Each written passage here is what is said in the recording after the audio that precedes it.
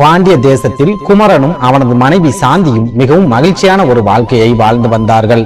திருமணம் முடிந்து சில மாதங்களே ஆவதால் அவர்கள் இருவரும் ஊடலும் கூடலுமாக மிகுந்த சந்தோஷத்துடன் வாழ்ந்து வருகிறார்கள். எதிர்காலத்தை பற்றியும் எத்தனை குழந்தைகளை பெற்றுக்கொள்ள வேண்டும் என்பதை பற்றியும் அவர்கள் அடிக்கடி ஆலோசனை செய்து மகிழ்ச்சியில் திளைத்துக் கொண்டிருக்கிறார்கள். குமரனும் சாந்தியும் காதல் திருமணம் செய்து கொண்டவர்கள் என்பதால் அவர்கள் வாழ்க்கையில் ஒரு நாள் கூட சண்டை சச்சரவுகள் ஏற்பட்டதே இல்லை. குமரன் சாந்தியின் மேல் தனது உயிரையே வைத்திருக்கிறான். தனது பாசத்தை மலையாக பொழிந்து கொண்டே இருக்கிறான். சாந்தியும் குமரன் இல்லாவிட்டால் தனக்கு வாழ்க்கையே இல்லை என்று அவனை அளவு கடந்து நேசிக்கிறாள். குமரனுக்காக எந்த தியாகத்தையும் செய்வதற்கும் சாந்தி தயாராகவே இருக்கிறாள். இதனால் அவர்கள் இருவரும் மற்றவர்கள் பார்த்து பொறாமைப்படும் அளவிற்கு மிகுந்த மகிழ்ச்சியான ஒரு வாழ்க்கையை வாழ்ந்து வருகிறார்கள். ஆனால் அவர்களின் மகிழ்ச்சி வெகு காலம் நீடிக்கவில்லை. திடீரென ஒரு நாள் சாந்தியின் உடல்நிலை மிகவும் மோசமடைந்து அவள் படுத்த படுக்கையாக மாறி போகிறாள். இதை பார்த்து அதிர்ச்சி அடைந்த குமரன் அந்த நாட்டில் இருக்கும் தலை சிறந்த வைத்தியர்கள் அனைவரையும் அழைத்து வந்து தனது மனைவிக்கு சிகிச்சை அளிக்கிறான். ஆனால் வைத்தியர்களின் சிகிச்சை சாந்தியின் உடல் ஆரோக்கியத்தில் எந்த மாற்றத்தையும் ஏற்படுத்தவில்லை. நாளுக்கு நாள் அவளது உடல் ஆரோக்கியம் மோசமாகிக் கொண்டே போகிறது. இதனால் அந்த வைத்தியர்களும் சாந்தி இனிமேல் உயிர் பிழைக்க வாய்ப்பே இல்லை என்று கைவிரித்து விடுகிறார்கள். வைத்தியர்கள் சொன்னதை கேட்டு குமரன் கதறி துடிக்கிறான். தனது காதல் மனைவியை காப்பாற்ற முடியாமல் போய்விட்டதே என்று நினைத்து குமரன் முழுமையாக உடைந்து போகிறான். இந்த சமயத்தில் படுத்த படுக்கையாக இருக்கும் சாந்தி தனது கணவரிடம், நான் இறந்த பிறகு நீங்கள் இன்னொரு திருமணம் செய்து கொண்டு மகிழ்ச்சியாக வாழ வேண்டும் என்று கோரிக்கை வைக்கிறாள். ஆனால் தனது மனைவி மேல் உயிரையே வைத்திருக்கும் குமரன் சாந்தியின் கோரிக்கையை ஏற்க மறுக்கிறான்.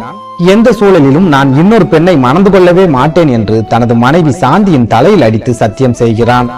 உயிர் போகும் நிலையிலும் தனது கணவர் தன் மேல் வைத்திருக்கும் காதலை நினைத்து சாந்தி மிகவும் மகிழ்ச்சி அடைகிறாள்.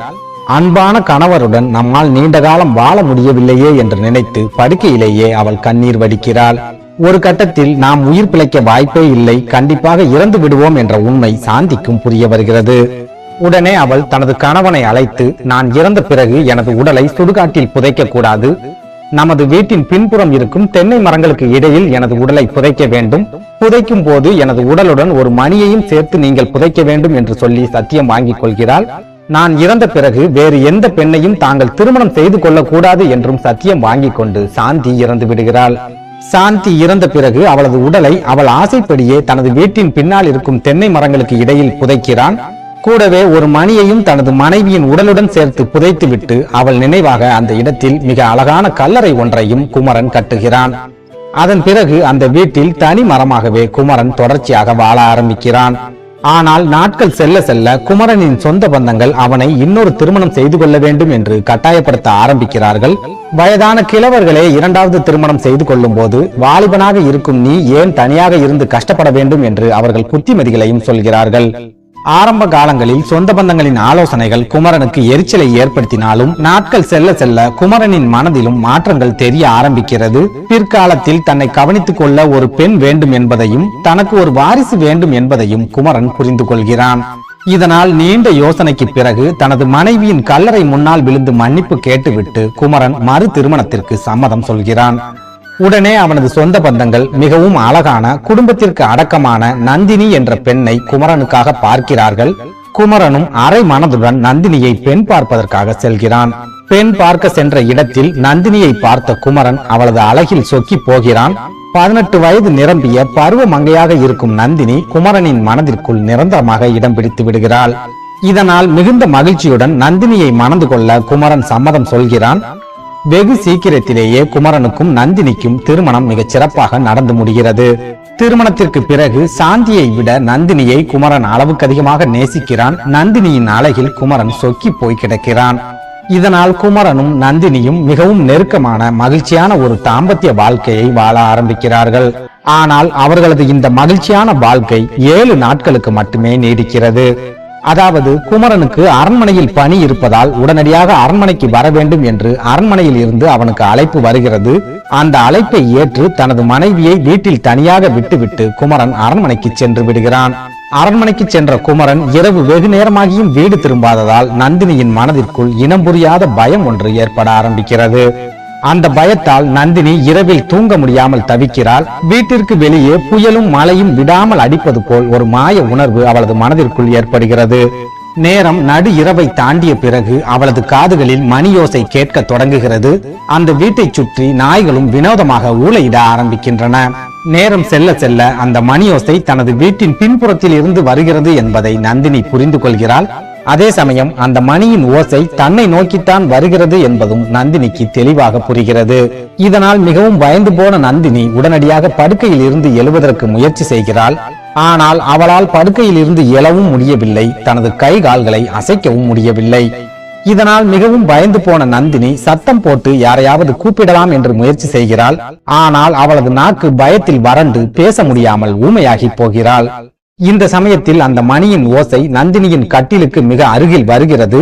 நாய்கள் குரைக்கும் சப்தமும் திடீரென அதிகரிப்பதை நந்தினி உணர்கிறாள். அப்போது அந்த அறைக்குள் மெல்லிய வெளிச்சம் போன்று ஒரு பெண்ணின் உருவம் மிதந்து வருவது நந்தினியின் கண்களுக்கு தெல்ல தெளிவாக தெரிகிறது. அந்த சமயத்தில் அந்த அறையின் அத்தனை கதவுகளும் தானாக மூடிக்கொள்கின்றன. ஆனால் அப்பொழுதும் நந்தினியால் தனது கை கால்களை அசைக்க முடியாமல் படுக்கையிலேயே அந்த உருவத்தை வெறித்து பார்த்தபடி படுத்திருக்கிறாள். உடனே நந்தினிக்கு மிக அருகில் வந்த அந்த உருவம் நந்தினியை பார்த்து, இந்த வீட்டில் நீ இருக்கக்கூடாது, இந்த வீட்டுக்கு நான் மட்டும்தான் சொந்தக்காரி, ஆகையால் யாரிடமும் எந்த காரணமும் சொல்லாமல் நீ இந்த வீட்டை விட்டு சென்று விட வேண்டும். எனது கணவரிடம் ஏதாவது நடந்த விஷயங்களை சொன்னால் உன்னை துண்டு துண்டாக வெட்டி வீழ்த்தி விடுவேன் என்று சொல்லிவிட்டு அந்த கருத்த உருவம் மறைந்து விட்டது. அந்த நொடியே தன்னை தேடி வந்தது தனது கணவரின் மூத்த மனைவி சாந்தி என்பதை நந்தினி புரிந்து கொள்கிறாள். உடனே படுக்கையில் இருந்து எழுந்த நந்தினி நடந்த விஷயங்கள் அனைத்தும் கனவா அல்லது நிஜமா என்று நினைத்து மிகவும் குழம்பி போகிறாள். விடியும் வரை தூக்கமில்லாமல் அந்த கட்டிலுக்கு அருகிலேயே சோகத்துடன் அமர்ந்திருக்கிறாள். ஆனால் தனது கணவரிடம் எந்த உண்மையையும் சொல்லக்கூடாது என்று அந்த கருத்த உருவம் சொன்னது மட்டும் நந்தினியின் மனதில் வந்து போகிறது. இதனால் காலையில் வீட்டுக்கு வந்த தனது கணவரிடம் இரவு நடந்த விஷயங்கள் எதையும் சொல்லாமல் நந்தினி மகிழ்ச்சியாக இருப்பது போல் நடித்துக் கொண்டே இருக்கிறாள். ஆனாலும் அவளது மனதிற்குள் இரவு நடந்த விஷயங்கள் அனைத்தும் மிகப்பெரிய குழப்பத்தை ஏற்படுத்தியிருந்தது. அதே சமயம் இன்று இரவும் தனக்கு அரண்மனையில் வேலை இருப்பதாகவும், ஆகையால் உன்னுடன் வீட்டில் தங்க முடியாது என்றும் குமரன் நந்தினியிடம் சொல்கிறான். குமரன் சொன்னதை கேட்டு துடித்து போன நந்தினி இரவு நடந்த விஷயங்களை நினைத்து அதிர்ச்சியில் உறைந்து போகிறாள். இன்று இரவும் அந்த கருத்த உருவம் நம்மை சந்திக்க வருமோ என்று நினைத்து அவள் மிகவும் பயந்து போகிறாள். ஆனாலும் தனக்குள் இருக்கும் பயத்தை தனது கணவரிடம் காட்டிக்கொள்ளாத நந்தினி சிரித்த முகத்துடன் அவனை அரண்மனைக்கு வேலைக்கு அனுப்பி வைக்கிறாள். தனது கணவர் வேலைக்கு சென்ற பிறகு நேற்று நடந்த விஷயங்கள் அனைத்தும் கனவாகத்தான் இருக்கும் என்ற நம்பிக்கையுடன் நந்தினி படுக்கைக்கு சென்று படுக்கிறாள். ஆனால் அன்று இரவும் முந்தைய நாள் இரவை போலவே நடு ஜாமத்தில் நாய்கள் பயங்கரமாக குரைக்க ஆரம்பிக்கிறது. மீண்டும் அதே போன்ற ஒரு மணி சத்தம் தோட்டத்திலிருந்து நந்தினிக்கு கேட்க ஆரம்பிக்கிறது. அந்த நொடியே நேற்று இரவு நடந்த விஷயங்கள் அனைத்தும் நிஜத்தில் தான் நடந்துள்ளது என்ற முடிவுக்கு நந்தினி வந்து விடுகிறாள். அதே சமயம் அந்த மணியின் சத்தம் கேட்ட அடுத்த நொடியே நந்தினியால் தனது கை கால்களை அசைக்க முடியாமல் போகிறது. அவளது வாயில் இருந்து வார்த்தைகளும் வராமல் நந்தினி ஊமையாகி போகிறாள். இந்த சமயத்தில் தோட்டத்தில் கேட்ட அதே மணியோசை சற்று நேரத்திலேயே நந்தினிக்கு மிக அருகில் வந்து விடுகிறது. அந்த கருத்த உருவமும் காற்றில் மிதந்து வந்து நந்தினியின் முகத்துக்கு அருகில் வந்து நிற்கிறது. இதை பார்த்து மிரண்டு போன நந்தினிக்கு இதயம் பலமாக துடிக்கிறது. அவளது வாயில் இருந்து வார்த்தைகள் வராமல் கண்களில் இருந்து கண்ணீர் அருவியாக கொட்டுகிறது. உடனே அந்த கருத்த உருவம் மறுபடியும் நந்தினியை பார்த்து, இந்த வீட்டை விட்டு நீ உடனடியாக சென்று விட வேண்டும், யாரிடமும் எந்த காரணத்தையும் சொல்லக்கூடாது, அதையும் மீறி இந்த வீட்டில் நீ வாழ நினைத்தால் உன்னை துண்டு துண்டாக வெட்டி விடுவேன் என்று சொல்லிவிட்டு அந்த உருவம் மறைந்து விடுகிறது. அந்த நொடியே படுக்கையிலிருந்து திடுக்கிட்டு எழுந்த நந்தினிக்கு சாந்தியின் ஆன்மா நம்மை நிம்மதியாக வாழ விடாது என்ற உண்மை புரிய வருகிறது. இந்த சூழலில் அரண்மனை வேலைக்கு சென்ற தனது கணவன் மறுநாள் காலையில் வீட்டுக்கு வந்த உடனேயே நந்தினி தனது கணவரிடம் சென்று, இனிமேல் என்னால் உங்களுடன் சேர்ந்து வாழ முடியாது, என்னை எனது வீட்டுக்கு அனுப்பி வைத்து விடுங்கள் என்று சொல்கிறாள். நந்தினி சொன்னதை கேட்டு குமரன் அதிர்ச்சியில் துடிதுடித்து போகிறான். நந்தினியின் மேல் அவன் உயிரையே வைத்திருப்பதால் அவள் சொன்ன வார்த்தைகள் ஒவ்வொன்றும் குமரனின் மனதில் ஈட்டியாய் குத்துகிறது. உடனே குமரன் தனது மனைவியை பார்த்து, எதற்காக என்னை பிரிந்து செல்ல நினைக்கிறாய் என்று கேட்கிறான். ஆனால் நந்தினியோ சாந்தியின் மேல் இருந்த பயத்தால் குமரனிடம் எந்த உண்மையையும் சொல்லாமல் தொடர்ந்து மறைக்கிறாள். ஒரு கட்டத்தில் குமரன் தொடர்ந்து நந்தினியை கட்டாயப்படுத்திய காரணத்தால் வேறு வழி இல்லாமல் இரவில் நடந்த அத்தனை விஷயங்களையும் தனது கணவரிடம் நந்தினி ஒன்று விடாமல் சொல்லிவிடுகிறாள். நந்தினி சொன்னதை கேட்டு அதிர்ச்சி அடைந்த குமரன் நந்தினி மனதளவில் பயந்து போயிருக்கிறாள் என்று நினைத்து அவளுக்கு ஆறுதல் சொல்கிறான். அவளது பாதுகாப்பிற்காக 2 சக்தி வாய்ந்த வீரர்களையும் குமரன் பாதுகாவலர்களாக நியமிக்கிறான்.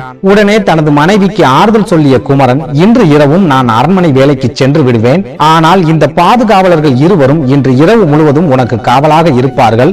ஆகையால் நீ எந்த பயமும் இல்லாமல் நிம்மதியாக இருக்கலாம் என்று சொல்லிவிட்டு குமரன் அரண்மனை வேலைக்கு சென்று விடுகிறான். குமரன் சென்ற பிறகு அந்த பாதுகாவலர்கள் இருவரும் நந்தினிக்கு பாதுகாப்பாக அவளை சுற்றியே இருக்கிறார்கள். சிறு சிறு கதைகளையும் துணுக்குகளையும் சொல்லி நந்தினியை சிரிக்க வைத்துக் கொண்டே இருக்கிறார்கள். இதனால் நந்தினியின் மனதிற்குள் இருந்த பயம் மெல்ல மெல்ல விலகுகிறது. ஒரு கட்டத்தில் நடந்த விஷயங்கள் அனைத்தையும் முழுமையாக மறந்துவிட்டு நந்தினி நிம்மதியாக உறங்குவதற்கு செல்கிறாள். நந்தினி உறங்கச் சென்றதற்கு பின்னால் அந்த பாதுகாவலர்கள் இருவரும் அந்த திரைச்சீலைக்கு பின்னால் அமர்ந்து சொக்கட்டான் ஆடிக்கொண்டிருக்கிறார்கள். நந்தினிக்கு பயம் தெரியக்கூடாது என்பதற்காக அவர்கள் சிறு சிறு துணுக்குகளை சொல்லி அவர்களுக்குள்ளேயே சிரித்துக் கொண்டு சொக்கட்டான் ஆடுகிறார்கள். இதனால் மிகுந்த மன நிம்மதியுடன் நந்தினி அன்று இரவு படுக்கையில் தூங்கி போகிறாள். ஆனால் சரியாக நடு ஜாமம் ஆன உடனே முந்தைய நாள் இரவை போலவே அன்று இரவும் நாய்கள் பயங்கரமாக குறைக்கிறது. தோட்டத்தில் இருந்து மணியின் ஓசையும் நந்தினிக்கு கேட்கிறது. உடனே சுதாரித்துக் கொண்ட நந்தினி சப்தம் போட்டு தனது பாதுகாவலர்களை அழைக்கிறாள். ஆனால் அந்த பாதுகாவலர்களிடம் இருந்து நந்தினிக்கு எந்த பதிலும் வரவில்லை. இதனால் பயந்து போன நந்தினி தனது படுக்கையில் இருந்து எழுந்து பக்கத்தில் இருக்கும் பாதுகாவலர்களை எழுப்புவதற்கு முயற்சி செய்கிறாள். ஆனால் அவர்கள் இருவருமே உணர்வில்லாமல் சிலையாக அமர்ந்திருப்பதை பார்த்து நந்தினி அதிர்ச்சி அடைகிறாள். இந்த சமயத்தில் மீண்டும் அந்த கருத்த உருவம் நந்தினியின் முகத்துக்கு அருகில் வருகிறது. இந்த முறை மிகுந்த கோபத்துடன் நந்தினியை அந்த உருவம் கடுமையாக தாக்க ஆரம்பிக்கிறது. ஒரு கட்டத்தில் அந்த ஆத்மாவின் தாக்குதலை சமாளிக்க முடியாத நந்தினி படுக்கையிலேயே மயக்கமடைந்து விழுந்து விடுகிறாள். இந்த சூழலில் அரண்மனை வேலைக்கு சென்ற குமரன் மறுநாள் காலையில் தனது வீட்டுக்கு வந்து தனது மனைவி நந்தினியை தேடி போகிறான். ஆனால் நந்தினியின் படுக்கையில் தலையில்லாத முண்டமாக நந்தினியின் உடல் மட்டுமே கிடக்கிறது. தனது ஆசை மனைவி தலையில்லாத முண்டமாக கிடப்பதை பார்த்து குமரன் கதறி துடிக்கிறான். தனது மனைவியின் தலை எங்கே போனது என்று அவன் வீடு முழுவதும் தேடி அலைகிறான். ஆனால் வீடு முழுவதும் தேடியும் நந்தினியின் தலையை குமரனால் கண்டுபிடிக்க முடியவில்லை. இதனால் சோர்ந்து போன அவன் தனது வீட்டுக்கு பின்னால் சென்று தேடி பார்க்கலாம் என்று நினைத்து பின்பக்கமாக செல்கிறான். அங்கே தனது முன்னாள் மனைவியின் கல்லறைக்கு மேலே நந்தினியின் தலை வைக்கப்பட்டிருப்பதை பார்த்து குமரன் அதிர்ச்சியில் உறைந்து போகிறான். அந்த தலைக்கு காவலாக தான் அனுப்பிய 2 பாதுகாவலர்களும் இருப்பதை பார்த்து குமரன் குழம்பி போகிறான். உடனே ஓடோடி சென்ற குமரன் அந்த பாதுகாவலர்களை எழுப்பி இரவில் என்ன நடந்தது என்று கேட்கிறான். ஆனால் தூக்கத்தில் இருந்து எழுந்திருப்பது போல் அந்த பாதுகாவலர்கள் எதுவுமே புரியாத மாதிரி எழுந்து நிற்கிறார்கள். அந்த சமயத்தில் சாந்தி புதைக்கப்பட்ட அந்த கல்லறையில் இருந்து மணி ஓசை கேட்க ஆரம்பிக்கிறது. அந்த மணி ஓசை குமரன் தேடிய எல்லா கேள்விகளுக்கும் பதிலாக இருக்கிறது.